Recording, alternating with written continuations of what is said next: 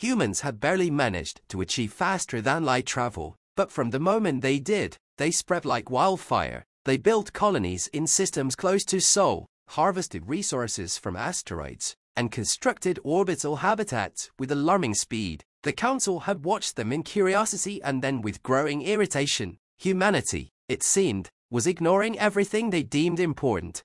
Has anyone even spoken with them? The Grand Chancellor, a bioluminescent elder of the Onto, asked, casting his 7 eyes across the gathered assembly. Have we managed a single diplomatic engagement? One of the delegates, a stoic being from the TR species, known for their patience, nodded, but hesitated before speaking. We sent several envoys. They were received politely. The humans offered refreshments, shared their strange beverages, coffee and beer. They called them. They even attempted to discuss galactic politics but seemed, well, uninterested. Uninterested, the Chancellor's voice rippled through the chamber, confusion written in his glimmering expression. Did they not understand the importance of the Union? They understand it, I think, replied the TR delegate. They just don't care. There was a collective intake of breath across the hall. For thousands of years, the Union had guided new species into galactic society, overseeing integration processes, establishing communication norms, and enforcing peace accords. Never had a species simply ignored them. The Chancellor, perplexed, activated the transmission link. The human representative, an older woman wearing a uniform marked with Earth insignia, appeared on the screen. She smiled warmly but looked over her shoulder distractedly, as if handling several things at once. Ambassador Moya of Earth, the Chancellor began, voice smooth but tense. We've noticed your species has chosen to expand without our Council's guidance. We would like to discuss your position in the Union. Moya nodded politely. We appreciate the invitation, and we're more than happy to keep chatting when time allows. But the thing is, Earth's got a lot going on. You see, we've got to build a sustainable base on Mars, perfect cryosleep tech for long voyages, and iron out inter-system travel. She chuckled. To be honest, we've got our hands pretty full already. The delegates bristled. Did she not understand the importance of alignment with the Union? One of the older members, the helical representative, a creature of swirling energy, couldn't help but ask, but what about the greater balance, the galaxy's shared knowledge, its accumulated wisdom? Moya tilted her head, seemingly a bit bemused. Oh, we're definitely interested in learning, but we're hands-on folks. Our scientists, explorers, engineers, they're already making strides, piecing things together on their own. The Chancellor tried again. Ambassador, we are here to guide, to help prevent your kind from repeating mistakes. We urge you to consider more formal ties with us. The human sighed, a bit apologetically. Look, we're grateful, but humanity's always pushed forward on its own path. We learn by doing, by making mistakes and growing from them. The whole Council thing is impressive, but it just doesn't match our pace. So, if you don't mind, we'll keep moving, and maybe we'll catch up at some point. Or you can visit Earth. We're more than happy to give tours. But as for alignment, she shrugged. We're already on our way. With that, she signed off, leaving the Council in stunned silence. For the first time, the Union was faced with a species that didn't seek guidance, respect their traditions, or show deference to their ancient wisdom. Humanity, it seemed, had their own way forward. And for the first time in centuries, the Union felt something entirely new: curiosity. The Galactic Union Saturday in stunned silence, each member present in holographic projection or in person. They were the guardians of peace, prosperity, and culture across hundreds of species, each linked together by centuries of treaties and pacts. The arrival of a new species, humanity, had taken them by surprise. The council chambers were still. The holographic figures of the galaxy's elder species faded into dimness, their usual murmur stilled by the realization that humanity, a relatively new and primitive race, had dismissed their traditions. Weeks passed, and Earth returned to business as usual. Colonization projects accelerated, and humanity began testing new technologies. They perfected energy shields, hacked together experimental slip-space drives, and even terraformed barren moons with startling success, all without the Council's input, oversight, or approval. Then one day, without warning, the Council received an alert. A small human mining fleet was venturing dangerously close to a system under strict council protection, a system containing artifacts of the long-extinct sea island, relics of immense cultural significance to the Union.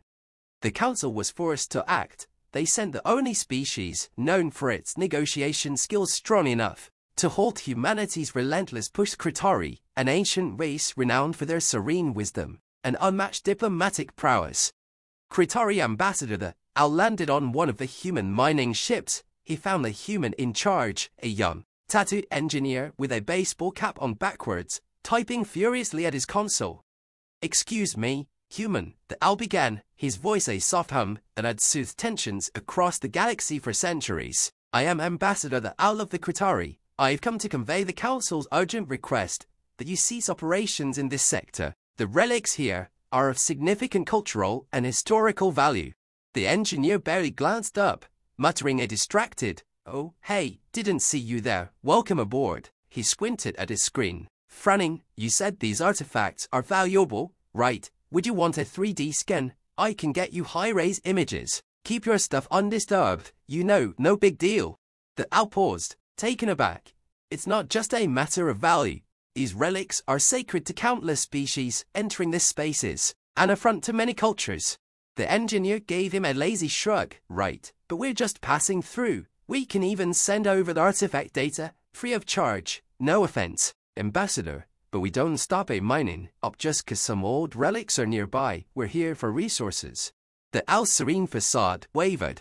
"Young human, do you not see the importance of harmony in galactic affairs? If you continue on this course, there could be misunderstandings." The human leaned back, rubbing his chin thoughtfully. "Look, I get that, and we've got no problem sharing what we find. Heck, we'll even fix up anything we disturb. But we're going forward either way. That's just what we do."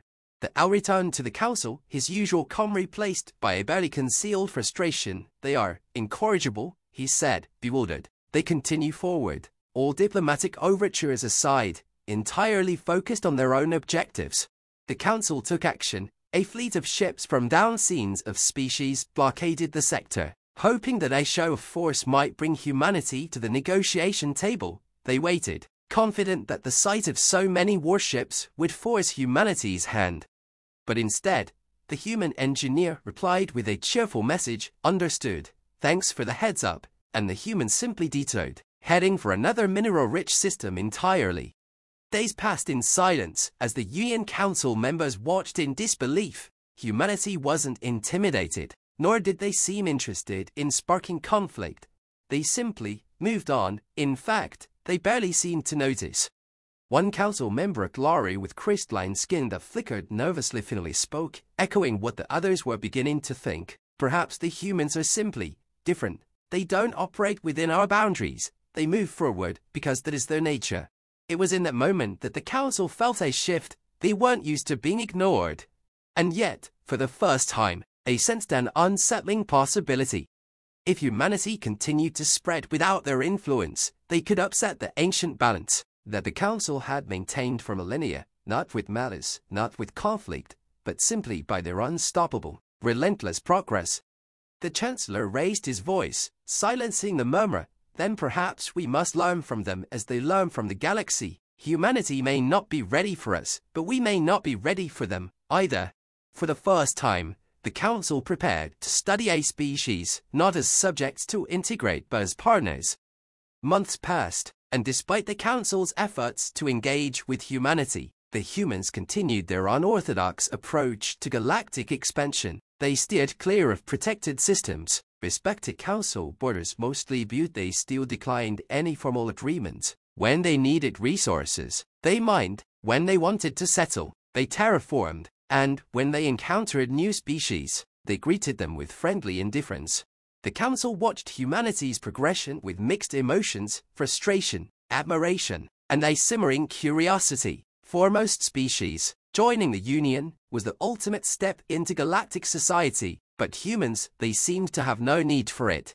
Finally, the council decided on a new tactic. They would send a representative to live among humanity, an observer with the authority to understand and, perhaps, influence them. They chose Ambassador the Al once more. this time for a longer assignment. The L arrived on the human orbital hub around Proxima Centauri, the heart of humanity's latest wave of expansion. The station buzzed with activity, engineers welding, scientists scurrying with data tablets, and miners in exosuits heading to shifts. It was chaotic and loud, a far cry from the dignified silence of the council's halls. He was greeted by a young woman in a faded jumpsuit, with Station Coordinator scrawled on her badge. Ambassador the L, welcome to Proxima Hub, she said, extending a hand. The L, unused to the human gesture, hesitated before grasping her hand with his delicate tendrils, eliciting a delighted laugh. Just call me Liz. Thank you, Coordinator Liz, the L said with his usual diplomacy. I am here to learn of your people, to understand what drives your race to move with such fervor. She grinned, leading him through the station's crowded corridors. Well, we're a curious bunch, always something to learn, something to build. Look around, every bit of this place was built with materials pulled out of the nearest asteroid belt. Not much of a view, but it's ours. The Owl surveyed the station, noting the roughness of the construction and the sprawling complexity of pipes, wires, and machinery. It was astonishingly resourceful. He hesitated, then ventured, doesn't it trouble you that your efforts could disrupt the balance? The Council carefully maintains peace by restraining such rapid expansion. Liz shrugged. Guess we just don't see it that way. The galaxy is big, full of possibilities. Sure, we'll make mistakes, but that's how we learn. Every failure just pushes us to innovate. Take Proxima Hub. Here half the systems are patched up prototypes from earlier projects. Doesn't stop us from using them to get better. The Owl pondered this. Humanity's growth wasn't reckless as much as it was fearless. They didn't wait for the approval of others. They trusted their own ingenuity and persistence.